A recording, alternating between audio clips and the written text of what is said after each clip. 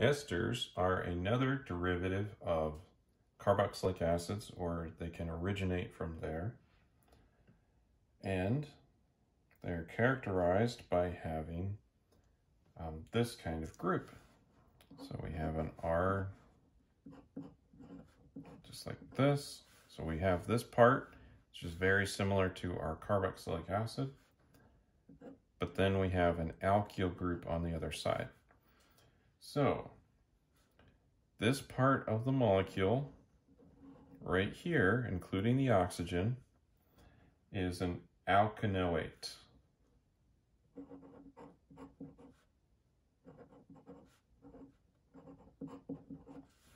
Alkanoate group. And this part is our alkyl group, which we're more familiar with.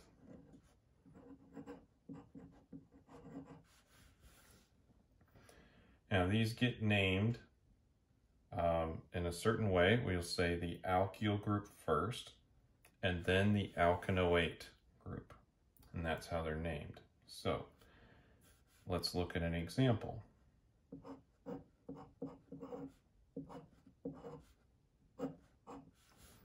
So we have an ethyl group right here, and then we have a propanoate group because there's 3 carbons here. And so this is called alkyl group first, then alkanoate group second. So ethyl, so we have the alkyl group, and then the alkanoate, which is named propanoate.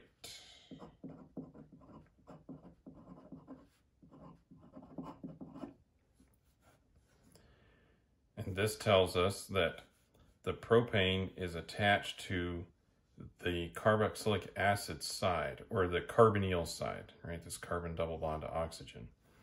And this part right here is attached to the oxygen, because that's the alkyl group. All right, let's do a few more examples of this.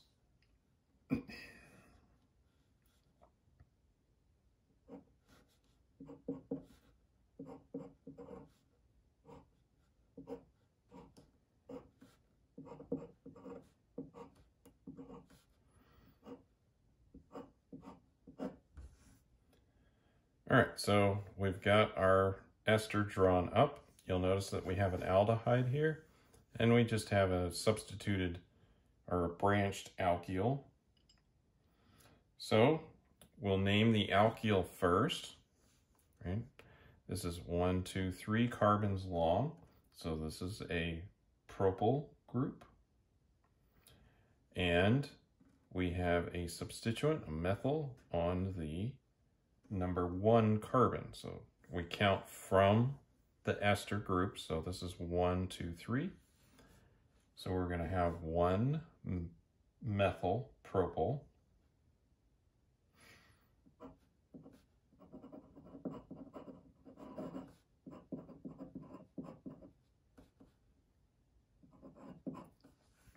Right.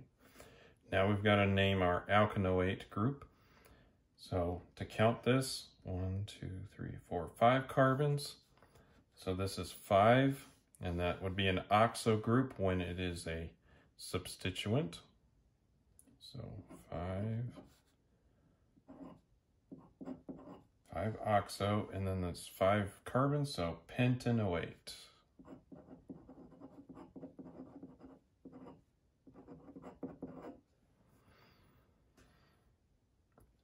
Let's do another.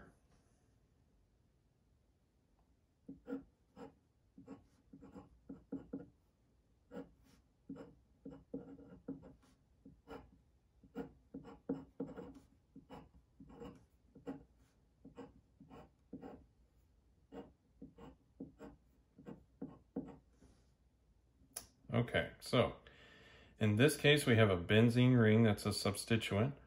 Those are called phenyl groups. So that one's easy. Let's write that one down to start with. So we've got phenyl, that's that part of the molecule named. Now we have to do this part.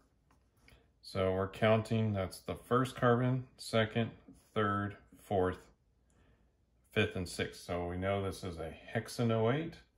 We have a bromine on the 3 carbon. We have a hydroxy on the 4 carbon. So naming the substituents in alphabetic order, bromine is going to come first.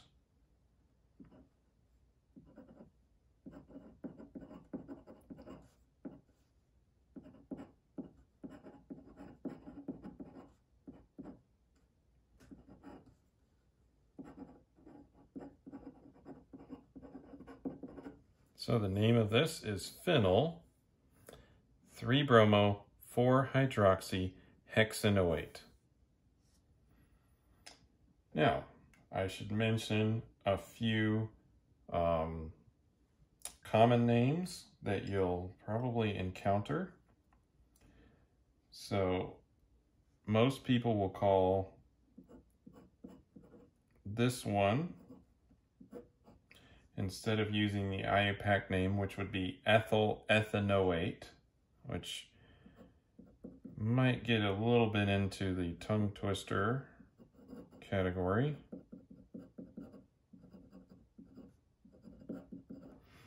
They'll usually call this ethyl acetate.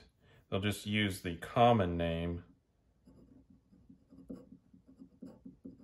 for acetic acid.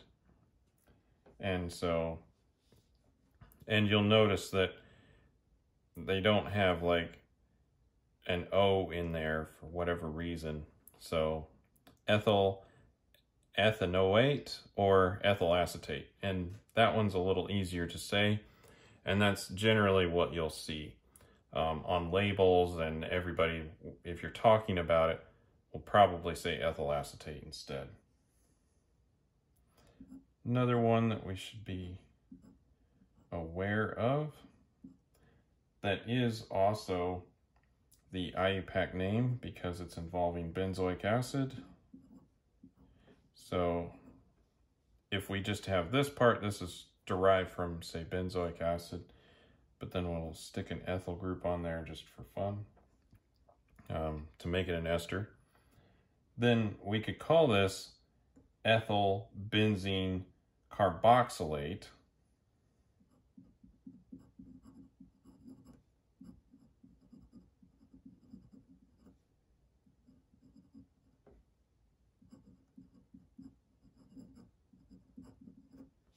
Or it's also called ethyl benzoate.